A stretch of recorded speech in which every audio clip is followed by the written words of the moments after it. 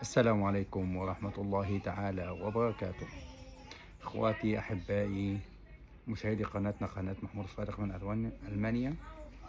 شكرا لكم دايما على المتابعة وطبعا على دعمكم المتواصل. شكرا جزيلا. طبعا اليوم عايزين نتكلم على مباراة الأهلي وزد في الدوري. المباراة اللي كان فيها فرصة قوية إن النادي الأهلي يقرب من الدوري أو على الأقل ينافس على الدوري، لأن المنافسة صعبة هذا الموسم. زي ما احنا شايفين الزمالك في أداء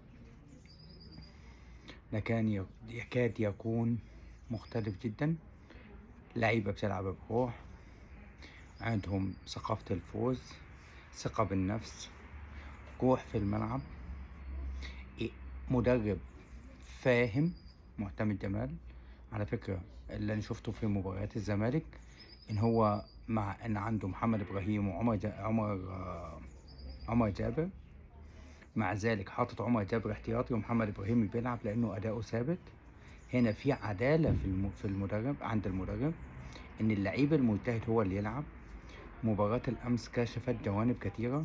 الكورة مش بالمال، الكورة مش بالفلوس، الكورة مش بعدد اللاعبين، الكورة بالأداء في الملعب. ودي حاجة مهمة جدا لازم يفهمها الأهلي وإدارته. احنا شفنا موسيماني كان بيلعب في بطولة كأس العالم للأندية، الله يمسيه بالخير، وكان بيلعب بالاحتياطيين لأن كان عنده اللعيبة الأساسية بيلعبوا مع المنتخب في بطولة أفريقيا أو في مباراة ودية، مش فاكر بالظبط. ولكن الأهلي كان عامل أداء متميز لأن المدرب هو مدرب. المدرب بيعتمد على اللعيب الجاهز مش على اللعيب الاسم.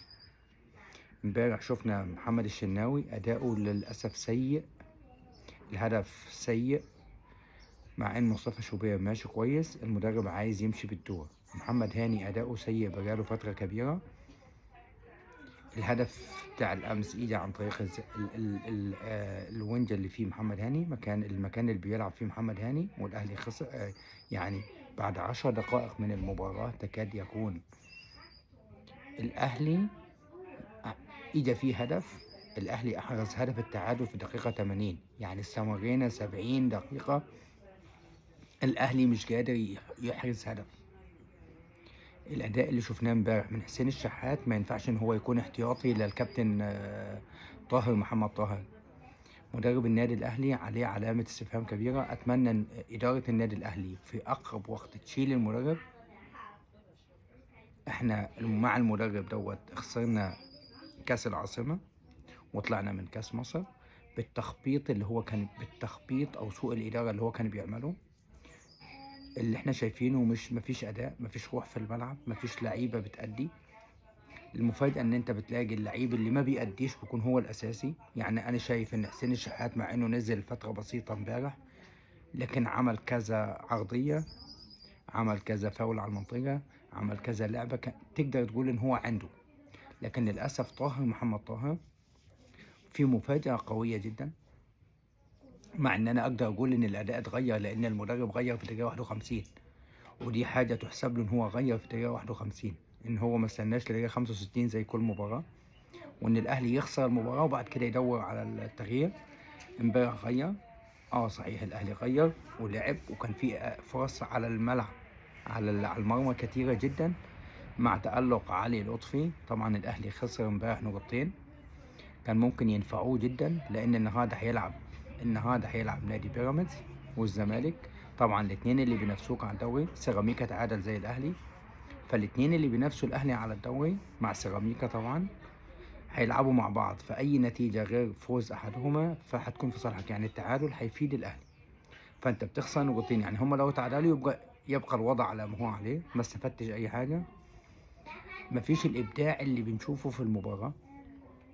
مفيش مباراة تقول إن هو مش لازم إن أنا ألعب بنفس التشكيل. أنا ممكن ألعب ب3-5-2، أنا ممكن ألعب ب5-3-2، أنا ممكن أغير طريقة اللعب. مفيش أي تغيير نهائيا. أشرف بن شرقي تحس إن هو مخنوق في المكان اللي بيلعب فيه، ومع ذلك هو طاهر محمد طاهر لا أداء ولا أي نتيجة في المباراة. بتخسر الأهلي الأول تغيير، بتخسر الأهلي شوط كامل او 60 دقيقة على ما تبدأ تغير تاني. اتمنى تدخل ادارة النادي الاهلي وإقالة يستروب. هات علي ماهر، هات محمد يوسف، هات عماد النحاس، هات أي مدرب وطني ممكن يخلق عندهم الروح مع اللاعبين. احنا للأسف الكيمياء بتاعت المدرب دوت حتى لو هو أفضل مدرب في العالم مفيش أي تغيير. أنا بتفاجأ في مباراة زي مباراة امبارح أكتر من 10 ضربات ركنية، هي نفس اللعب. اللاعب يمسك الكرة على الركنية يلعبها عرضية تتشتت، وهكذا 10 ركنيات في مباراة. انت سيد الموقف في الوقت اللي انت عندك. مروان عثمان امبارح ما شفناهوش للأسف الشديد. فريق زد عمل مباراة رائعة دفاعيا، قدر ان هو يحرز الهدف بأخطائنا الدفاعية الكابتن محمد هاني. انت عندك كريم فؤاد تقدر تلعبه، انت عندك احمد عيد، عندك لاعب بيكهام يمين. المهم ان انت لازم تسد الجبهه بتاعت محمد هاني للاسف الشديد مستواه مهزوز. لو انت مش قادر ان انت توجد بديل لمحمد هاني في موسم كامل، امتى هتوجد له بديل؟ محمد هاني للاسف مستواه متراجع، هو مستواه ما بيتغيرش، دايما الاخطاء هي ما بيرفعش عرضيه، ما بنشوفش منه عرضيه واحده اقول ايه تحمد ربنا. وللأسف الشديد مع قناعات المدرب الغريبة إن هو يقول لنا أحمد نبيل كوكا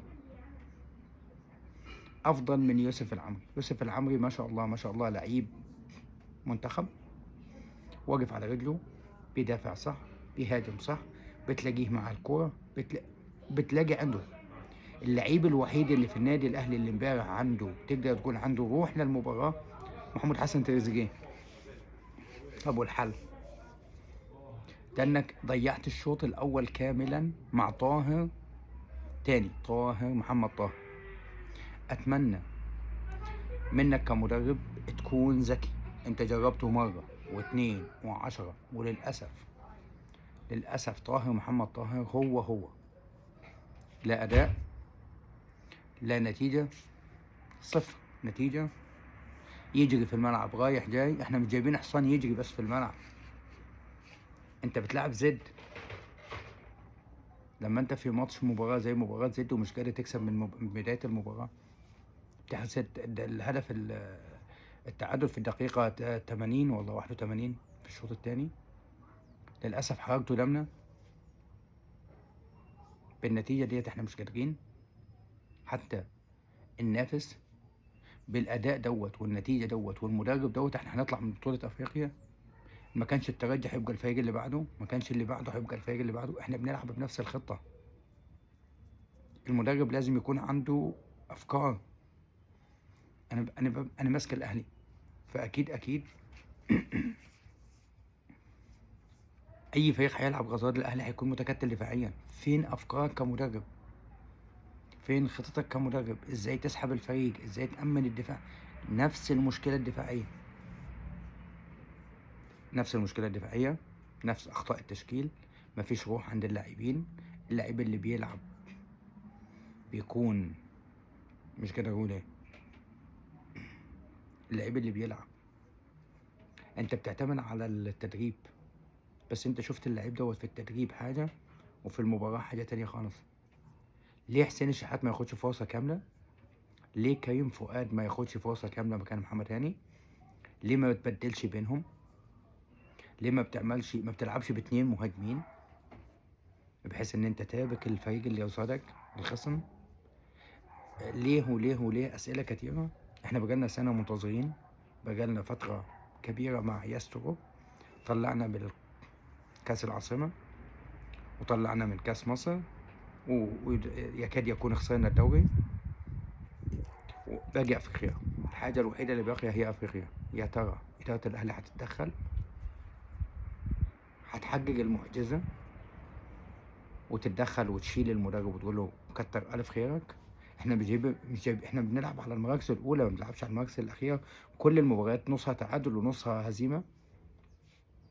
4 مباراتين فوز و5 تعادل. الأهلي إلى أين؟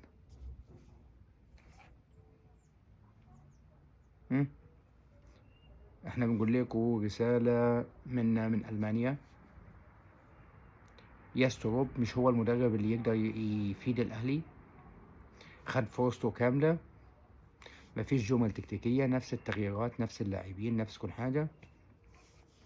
أتمنى من إدارة النادي الأهلي التدخل في أقرب وقت وإقالة المدير الفني، توجيه الشكر، شكرا، وإنقاذ ما يمكن إنقاذه في الموسم. إحنا جايبين لاعبين على مستوى عالي جدا، وللأسف النتيجة 0 في اليوم ال11 من رمضان. شرفتونا ونورتونا على القناة. نتمنى لكم صوما مقبولا وإفطارا شهيا في رعاية الله وأمنه، والسلام عليكم ورحمة الله تعالى وبركاته.